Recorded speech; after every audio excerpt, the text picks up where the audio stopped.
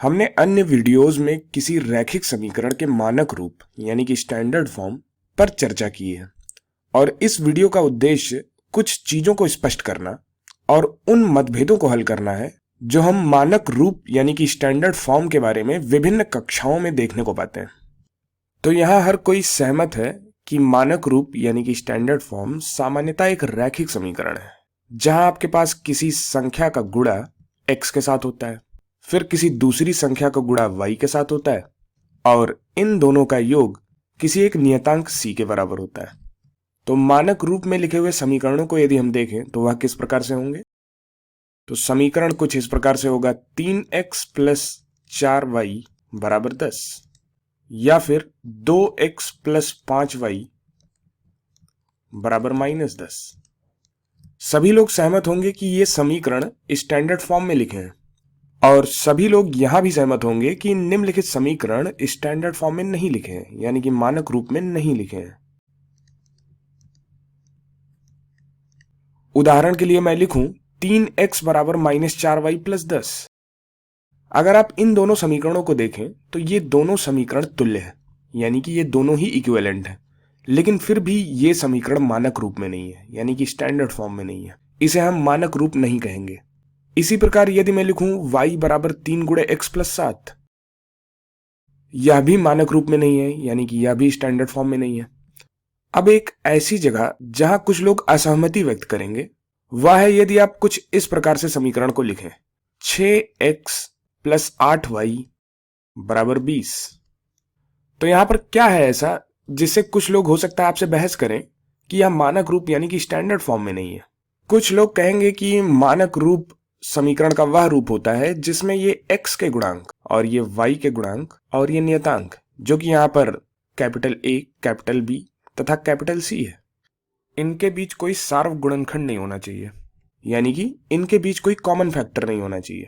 जबकि यहां पर 6, 8 और 20 में जो कॉमन फैक्टर है यानी कि सार्व गुणनखंड है वो 2 है, क्योंकि ये तीनों संख्याएं 2 से विभाजित है।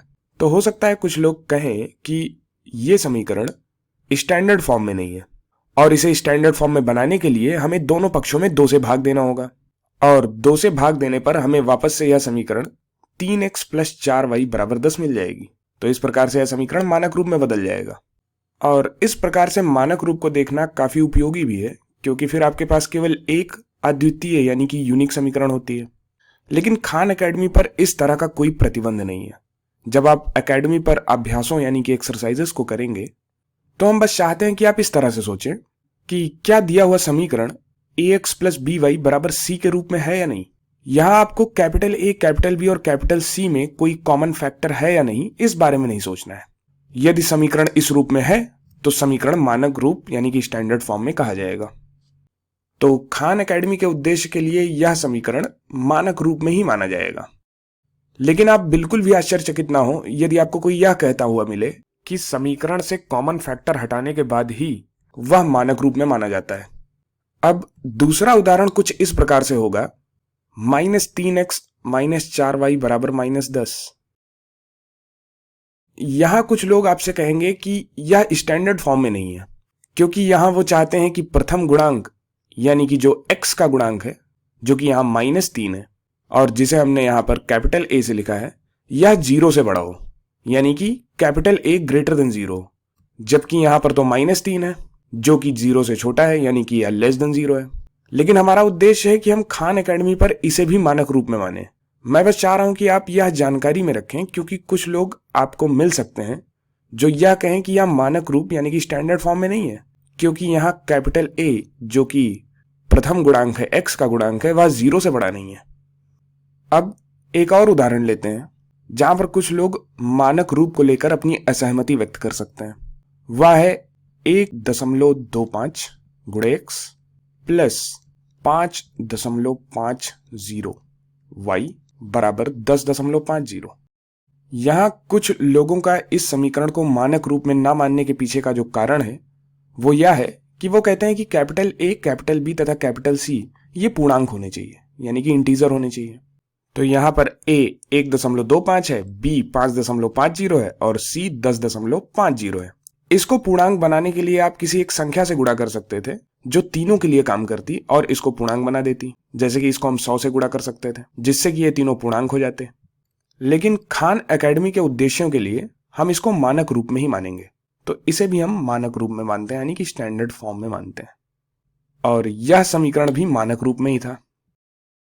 तो यहां पर आप देख सकते हैं कि capital A, capital B, capital C ना केवल गैर पूर्णांक है, यानी कि नॉन इंटीजर्स हैं, बल्कि ए ऋणात्मक भी है। जैसे कि यहां पर a -3 है, और a, b तथा c के बीच सार्व गुणनखंड भी हो सकता है, कॉमन फैक्टर भी हो सकता है। जैसे कि यहाँ 6, 8 और 20 के बीच जो कॉमन फैक्टर है वो 2 है। हम समझते हैं कि ये सभी महत्वपूर्ण है, क्योंकि कभी कभी समीकरणों का अपना कुछ मतलब होता है जब आप इसे इस तरह से लिखते हैं।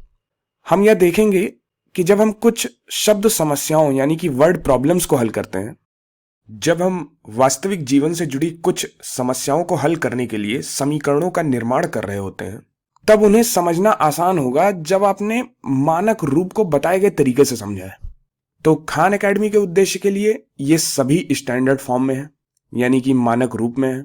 लेकिन अपने गणितीय जीवन के लिए यह जानना अच्छा है कि आपको कुछ लोग ऐसे मिल सकते हैं जो यह प्रतिबंध लगाना चाहेंगे कि कैपिटल ए, कैपिटल बी और कैपिटल सी के बीच कोई कॉमन फैक्टर ना हो तथा कैपिटल ए 0 से बड़ा हो और ये तीनों ही पूर्णांक हो, यानी कि ए, बी और सी पूर्णांक हो। लेकिन खान एकेडमी मानक रूप में समीकरणों को रखने के लिए इस प्रकार के कोई भी प्रतिबंध नहीं लगाता है, कोई भी रिस्ट्रिक्शन नहीं लगाता है।